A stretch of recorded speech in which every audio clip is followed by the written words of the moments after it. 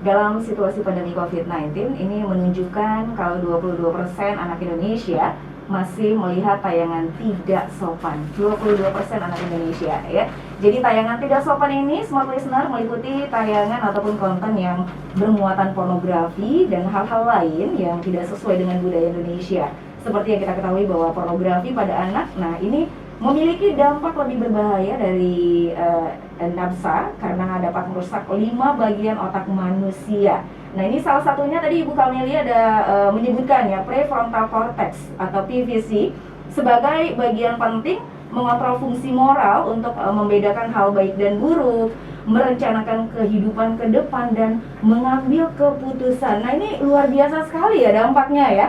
Membedakan hal baik dan buruk aja jadinya nggak bisa gitu ya. Kemudian untuk menentukan rencana kehidupan mereka ke depan juga susah. Kemudian juga untuk mengambil keputusan. Nah ini kalau sudah seperti ini, gimana nih generasi masa depan anak-anak Indonesia? Nah, gimana juga menurut Gen Z, nanti kita tanya-tanya dan kita coba tanya dulu ke, bisa dibilang ahlinya lah ya. Iya.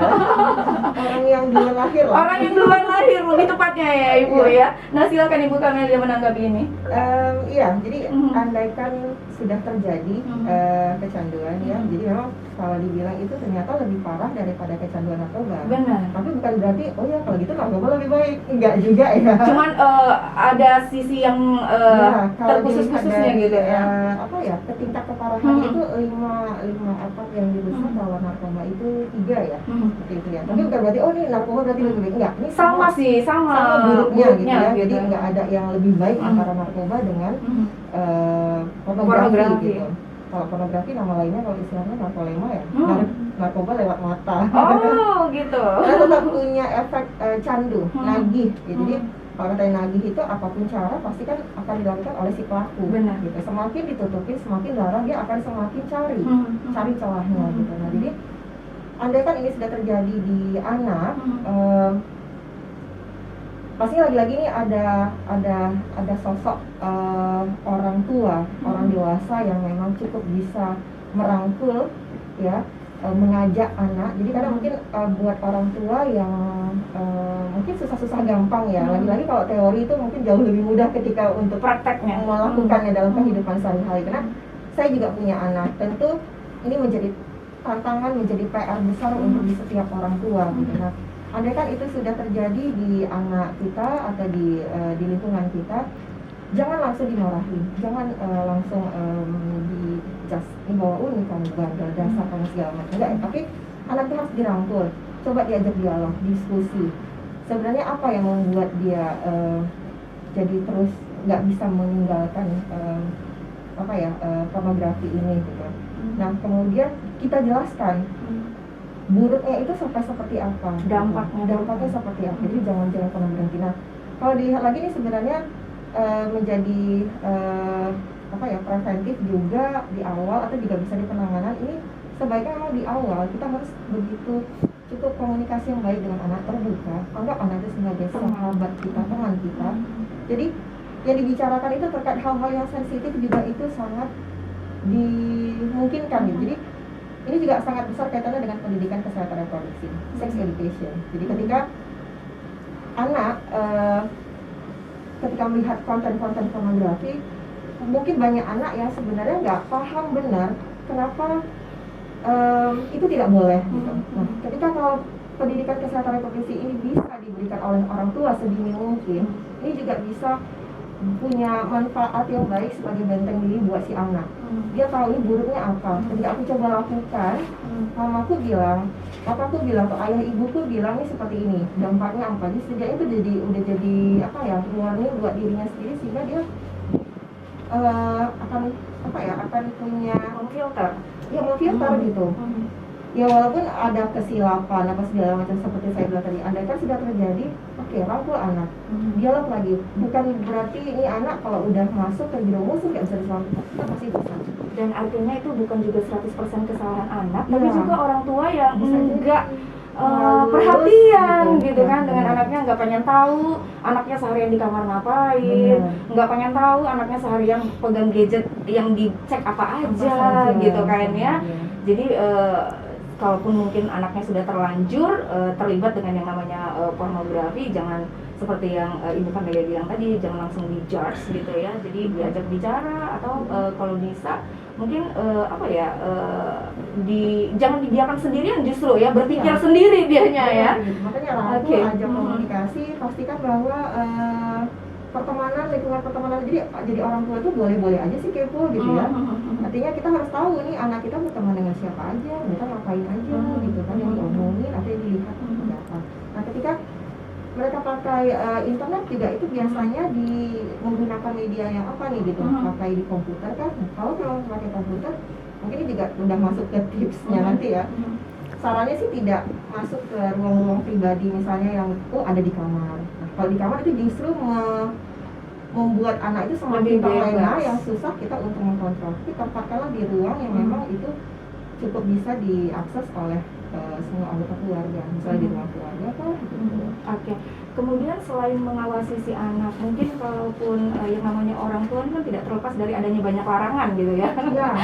Terus Dan buat kesepakatan. Kesepakatan ya. Nah itu dia, kesepakatan artinya larangan disertai dengan alasan. Jadi bukan cuma sekedar melarang nggak boleh ini, nggak boleh itu, tapi that's it gitu ya, nggak boleh juga ya, harus ada alasannya. Nggak boleh ini karena ini berbahaya, nah ini nggak bagus buat kamu ke masa depan, begini bla bla bla, sesuai dengan yang ya kalau hari ini tema kita tentang pornografi seperti itu ya Ibu Camelia. Nah kalau untuk adik-adik kita Naila dan Vina ya ini sering nggak ngebahas tentang konten pornografi dengan teman-temannya?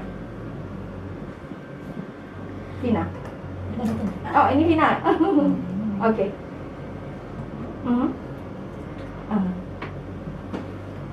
Kalau dari Vina sendiri, Vina kan ikut perkumpulan remaja masjid, terus sering ngumpul juga sama teman-teman di rumah. Terus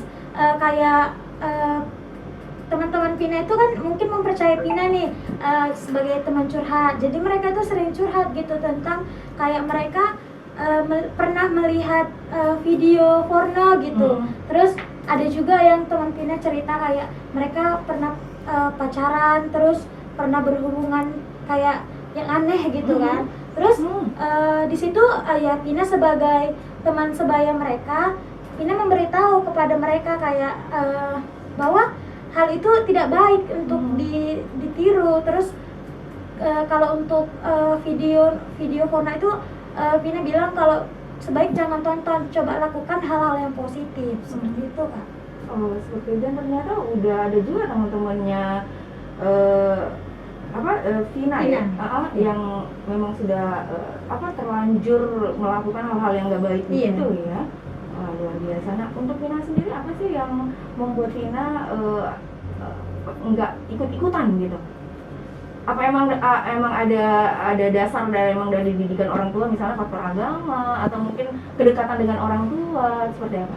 Kalau dari Vina sih, Vina nggak mau ngeliat kayak gitu, karena Vina sering kayak misalkan masalah handphone Vina ini sering kayak cekin sama orang tua. Jadi kalau untuk Vina kayak nonton kayak gitu, jadi takutnya itu awalnya sih dari orang tua. Terus Vina sering dapat informasi bahwa kalau kita nonton pornografi gitu kan, jadi kayak kesehatan kita jadi nggak ini, terus konsentrasi kita kayak terganggu gitu dalam pembelajaran. Oke, dikarenakan handphonenya sering dicek orang tua, itu satu.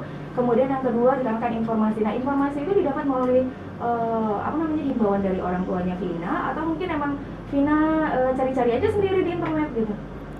Kalau dari Vina, Vina mendapatkan informasi itu dari PKPA. Oke. Iya, kayak Vina bahwa kayak nonton kayak tentang pendidik sebaya, terus tentang pornografi itu tidak boleh karena terganggu untuk kesehatan kita juga. Terus kayak untuk konsentrasi belajar juga berkurang karena kan kalau kita mau menggunakan internet itu harus menggunakan internet dengan sehat sih. Oh seperti itu, menggunakan internet dengan sehat. Nah kalau untuk Naila sendiri seperti apa? Kalau buat Naila sendiri nih ya, kalau misalnya ditanya pernah atau enggaknya pasti pernah. Bahkan itu sering di kalangan anak muda itu menceritai, ayo aib-aibnya sendiri dengan temannya. Justru jadi kebanggaan sekarang ya menceritakan aib ya. Nah itu lagi-lagi dikarenakan media sosial juga, dikarenakan ya nggak bisa dipungkiri ya berita-beritanya, selebritinya Langsung juga viral, ya. dengan bangga menceritakan aib-aib mereka dan itu akhirnya jadi contoh gitu kan ya. Nah kemudian lanjut. Kemudian jadi teman-temannya kan dia cerita dengan temannya. Malah temennya ini bukan malah menasihati dia tapi menceritakan aibnya kepada orang lagi. Itu pasti apalagi anak zaman sekarang suka gibah nih. Kayak mama ya. Kok nggak mama sih? Kalau mama mah beda gibahnya. Kasihan di stigma nih, Mak. Iya, tapi kan sering gibah juga kan. Itu yang mak-mak di sebelah tuh merasa dizolimi loh. Oke, kemudian Ibu Camelia. Nah, ini anak-anak kita di usia yang masih muda, belia begitu ya, udah terlibat langsung dengan bukan hanya konten pornografi tapi memang udah terlibat langsung loh melakukan pornografi. Ini gimana ini, Bu Camelia? Banyak faktor sih ya. Kita sebenarnya bukan mau cari ini jadi salahnya Siapa, gitu. ya. Tapi tentu ini menjadi tugas bersama walaupun ini anaknya si A, si B, tapi kalau bicara ini tanggung jawab harusnya ini menjadi kewajiban negara ya untuk melindungi, memastikan warga negaranya. Jadi di jumlah warga negara itu ada semua manusia mulai dari usia anak sampai dengan dewasa sampai dengan tua. Nah, bagaimana perlakuan yang bisa menjamin bahwa anak-anak ini kan akan menjadi generasi penerus. Kalau hari ini sudah mereka terjerumus, itu rentang 5-10 tahun lagi kita bisa bayangkan seperti apa. Ini kan akan menjadi pengganti orang-orang yang hari ini sudah dewasa atau hari ini sudah tua. Bagaimana gitu. Nah, jadi ini memang benar pemerintah harus punya program ya yang kalau selama ini juga mungkin program sudah banyak digencarkan untuk mencegah, mempromosikan gitu ya terkait dengan isu pendidikan kesehatan reproduksi itu salah satunya. Jadi tentu ini nggak bisa menjadi mandat di satu bidang saja, tapi ini harus menjadi keroyokan bersama di semua lini. Nah, untuk di unit terkecil di masyarakat tentu keluarga lagi-lagi ini harus kembali kepada orang tua yang memang harus bijak. Karena tadi terkait orang tua boleh membuat aturan gitu di rumah gitu kan. Nah, tapi bukan berarti orang tua buat aturan itu harus dipatuhi oleh si anak. Bagaimana dengan orang tua sendiri gitu. Ketika ini menjadi komitmen bersama, selain memang dari orang tua sendiri harus menjadi tauladan, harus jadi contoh. Bagaimana anak akan punya kepribadian yang baik kalau yang dia lihat di sekitarnya, yang dia dengar, yang dia rasakan itu tidak mendukung untuk si anak memang punya pribadi dan punya gaya hidup kita bilang yang bebas dari pornografi. Kalau ternyata orang tuanya sendiri juga sangat ketergantungan dengan gadget gitu. Entah karena bisa alasan karena pekerjaan ini tuh, tapi atau itu harus menjadi contoh yang baik buat si anak. Jadi ketika kita mau membuat ada rules di dalam keluarga dan ini akan menjadi kesepakatan semua anggota keluarga, tentu orang tua juga harus punya mematuhi aturan-aturan itu. Mungkin di sebagian keluarga ada yang benar-benar menerapkan bahwa ketika sampai di rumah apapun cerita jam 7 misalnya sampai dengan jam 9 itu no gadget sama sekali. Jadi itu benar-benar dihabiskan itu menjadi quality time bersama keluarga. Di situ makan, di situ mungkin nonton bareng, di situ mereka bisa bercanda gurau, berdiskusi. Benar-benar di 2 jam itu dimanfaatkan. Ada yang seperti itu. Atau mungkin tidak harus sampai seperti itu. Setidaknya ya orang tua punya cara dan komunikasi yang baik lah untuk anak. Intinya paling penting quality time bersama dengan keluarga. Seperti itu ya Bu Camelia ya. Oke, ini semakin menarik. Kita sudah hampir di penghujung perjumpaan kita nih Bu Camelia dan adik-adik ya. Ada Zulfa dan juga ada Naila. Nanti kita akan lanjut lagi. Ada yang menarik nih Bu Camelia tentang tadi Vina ya mengatakan bahwa dia mendapatkan informasi seputar bahwa pornografi itu sangat-sangat negatif, dampaknya juga nggak baik buat kesehatan, terutama kesehatan reproduksi. Ini nggak cuma dari orang tua tapi juga dari PKPA. Nah, ini yang menarik. Ada nggak dari PKPA gimana anjurannya kepada orang tua untuk gimana kepada anaknya gitu ya untuk mengajari atau memperingati anak-anaknya supaya tidak terlibat dengan yang namanya konten pornografi seperti itu. Nanti kita lanjut lagi ya, Ibu Camelia ya. Sesaat lagi Smart Listener, jadi jangan kemana-mana, pastikan tetap bersama kami di Smart FM Radio Talk.